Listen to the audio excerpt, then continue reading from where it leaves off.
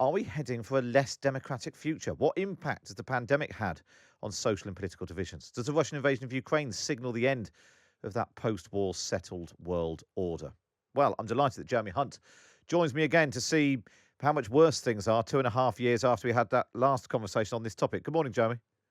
Morning, Matt. I mean, to some extent, you were right. Back in 2018, we were at a tipping point, and it feels like we have tipped over into something pretty awful. Well, it feels very sad to be proved right on that point. But very specifically, one thing that has not happened since the end of the Second World War is that a country that was externally recognized and a member of the United Nations has been completely wiped off the face of the map. And that is exactly what Putin is trying to do with Ukraine. So it is a massive, massive moment. And, we have absolutely now got to get going and make sure that democracy is secure this century. Given the conversation we had back in 2018, and given that you feared that something like this was possible, is there something that Britain and the West could have done to prevent Putin doing what he's done? Yes, I think we have to be honest that whilst we're all very encouraged about what's happened in the last 2 weeks because of the extraordinary bravery of the Ukrainians, and President Zelensky is the man of the moment. He's risen to his moment in history with extraordinary courage and resolve. So we all feel a bit buoyed by that. But actually, before that was the biggest foreign policy catastrophe of really the last 30 years, because we failed to respond sufficiently, going right the way back to 2006 to the murder of Alexander Litvinenko in London. But then you look at the invasion of Georgia in 2008, Crimea in 2014, and each time our lack of a sufficient response persuaded Putin that he could go further. And that's the mistake we must absolutely stop making. Are there particular countries that you think could have done more, or is it what role Britain should have played in it? Is it America? Particularly when we had that conversation in the Foreign Office, Donald Trump was in the White House and was clearly much more amenable to Putin than lots of other leaders. Well, I think across the West, we were complacent after the fall of the Berlin Wall. And as I was saying when you interviewed me then, we should have looked at the data. An organization in the US called Freedom House measures the number of free countries across the world, and they say there's been a net decline in the number of free countries for the last 16 years, every one of the last 16 years. And we're now in a situation where just 20% of the world's population live in fully free countries. Nearly double that live in authoritarian regimes. So I think this is completely winnable. I think freedom is not just the best system morally, but actually the most robust system. And I think what we've seen from the Ukrainians is that people will fight to defend it. But we've got to think really hard about how we do that going forward. And as I think you alluded to in your earlier comments, one of the things we have to do is to fix the problems in democracy at home. Because if we want to go around the world saying democracy is great, then we've got to recognize that we haven't got things right at home, either in Britain, America, or most other Western countries. What does that look like? How do we fix it? If you've got, what is it in this polling which was done by Keck CNC ahead of the Munich security conference a couple of weeks ago, 32% of people in the UK think there is a risk to democracy breaking down in Britain. What do we need to do to fix democracy here and then around the world? Well, I think it's lots of things. You can talk to sort of the fact that people felt that the political elites, of which I've been part, have been out of touch with the concerns of ordinary people and those kind of more general concerns. But I think there's something very specific, Matt, which is about the role of technology. So what's happened since the internet revolution is that social media, fake news, and the way that technology has become part of our lives has proved detrimental to democratic discourse.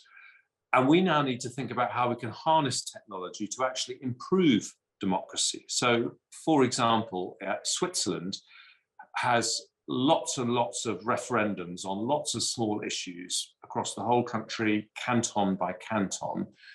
And because they ask the Swiss people what they want to do on a wide range of issues, they've created one of the most stable democracies on the planet. Now, technology makes that process of asking people what they want on issues as as relatively small as whether you want to pedestrianize your town centre.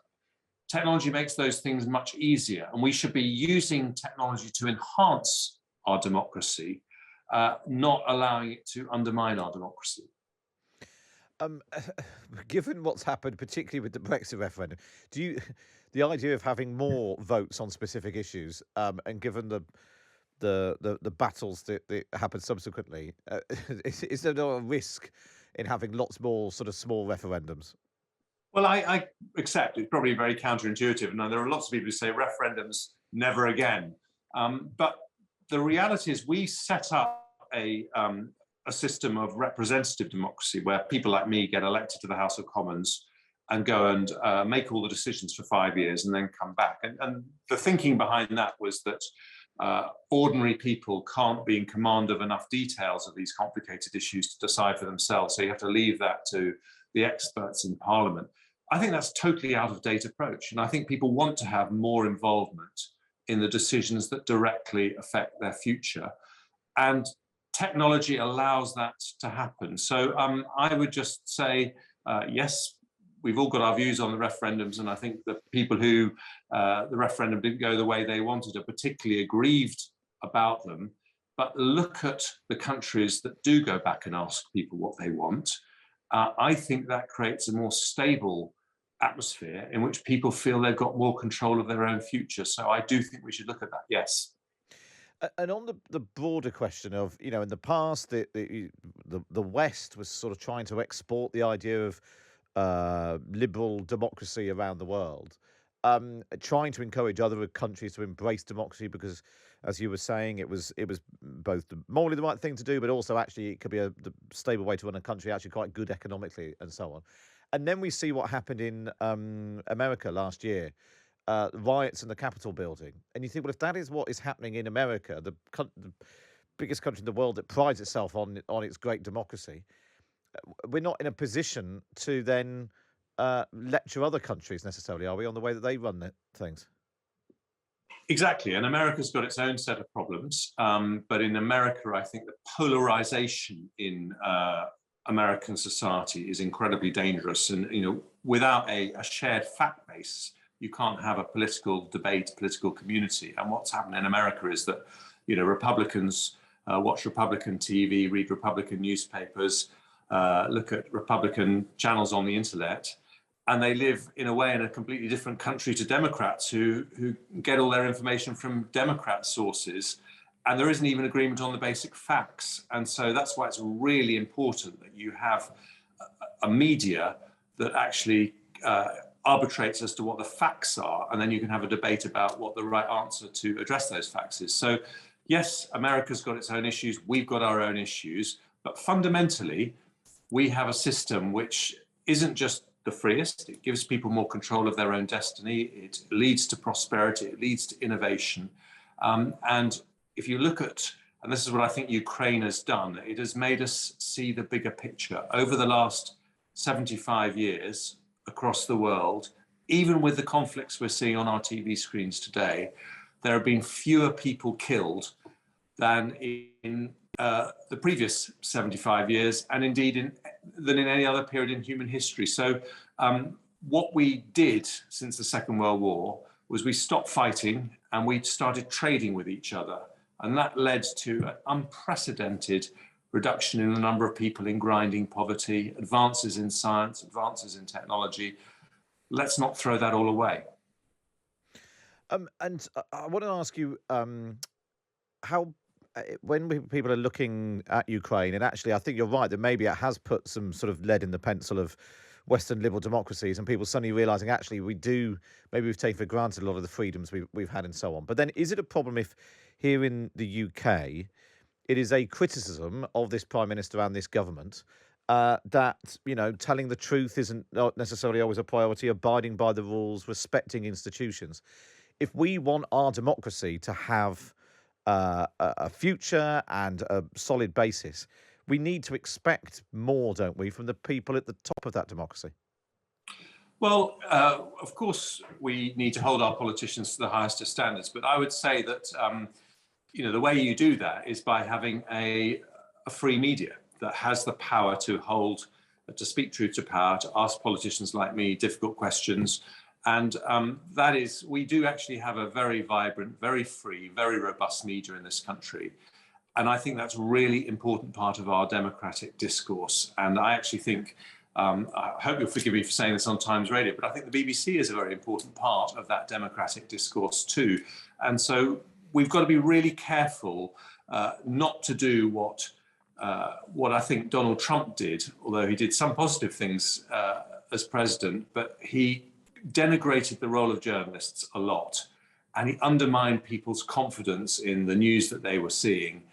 And that, I think, has led to some real problems in American democracy that we need to avoid here. We've seen similar things in this country, though. We've seen government ministers tweeting about journalists, asking them questions. And I'll take your point. We have got a free press. That's how we know about, for instance, the parties happening in number 10. But if ultimately the political norms that if you break the rules or you're caught telling lies, that has consequences. If you end up with a prime minister who doesn't think there are those consequences, there's a limit to what the media can do, isn't there? I think that what the media does is it exposes what politicians do, and then gives the electorate a chance to make a judgment on that when they come to elections. And that's what needs to happen. What we as politicians must never do is denigrate journalists who are doing their job. By all means, challenge journalists if they too are capable. I'm sure you would agree, Matt, from time to time, very unusually perhaps, of saying things that aren't quite true or put a slant on something. But so we're perfectly entitled to challenge what a journalist says. But I don't think we should denigrate the journalistic process, because I think that is fundamentally the difference between what happens here and what happens in Russia and China.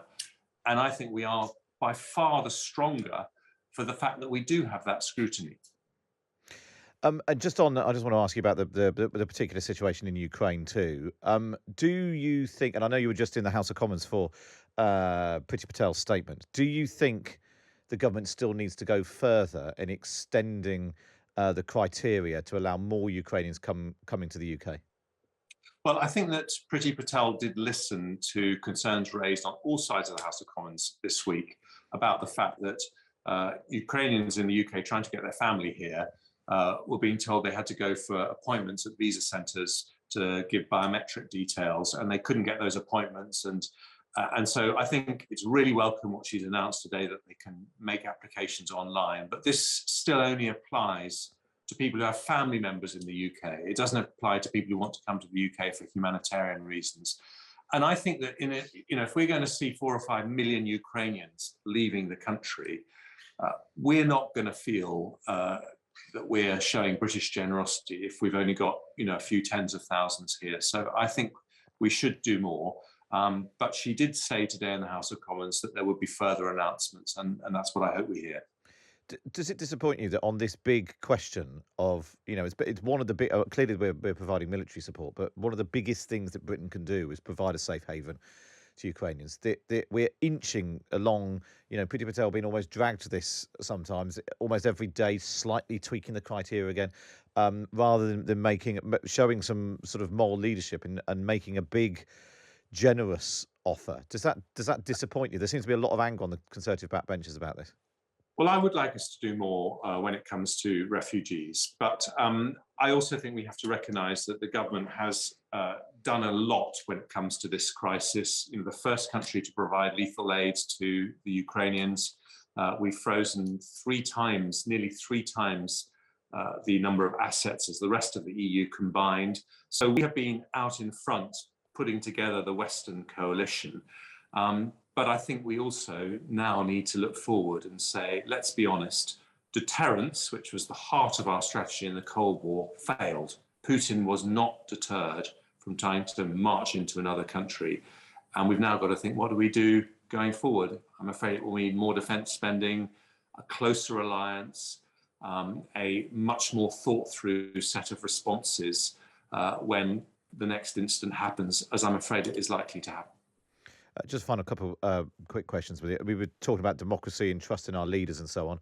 If in the next, possibly next couple of weeks, the Prime Minister is fined for breaking lockdown rules, do you think he can remain as Prime Minister?